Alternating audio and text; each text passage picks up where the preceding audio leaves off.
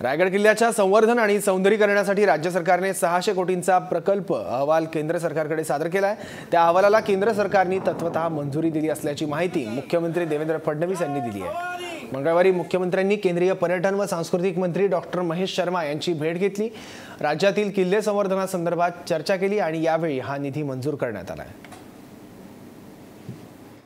छत्रपती शिवाजी महाराजांची राजधानी असलेला जो रायगड किल्ला आहे याच्याशी महाराष्ट्राचा प्रत्येक व्यक्ती जोडलेला आहे। त्याचे खूप मोठ्या प्रमाणात संवेदना या किल्ल्याशी जोडलेल्या आहेत, कारण ही खऱ्या अर्थानं महाराष्ट्राची राजधानी आहे आणि म्हणून याच्या संवर्धनाकरता आज आम्ही ही बैठक घेतली होती आणि इतरही गड किल्ल्यांच्या संदर्भात अनेक वेळा हा प्रयत्न झाला, पण त्याला इतक्या अडचणी होत्या की त्या अडचणीत काही होऊ शकलं नाही। आज आम्ही विशेषत्वाने मंत्री महोदयांना विनंती केली की पॉवर्स डेलिगेट केले पाहिजे, कारण हे आताची जी प्रोसेस आहे त्यात 1 रुपयाची खरेदी करायलाही दिल्लीला यावं लागतं आणि आज त्यांनी ते मान्य केलेलं आहे। आमचा जो काही DPR आहे तो मान्य केल्यानंतर सगळे अधिकार हे ते खाली डेलिगेट करणार आहेत। त्यामुळे मला असं वाटतं की आता रायगड किल्ल्याचं जे काही संवर्धन करायचं आहे ते अतिशय वेगाने आम्हाला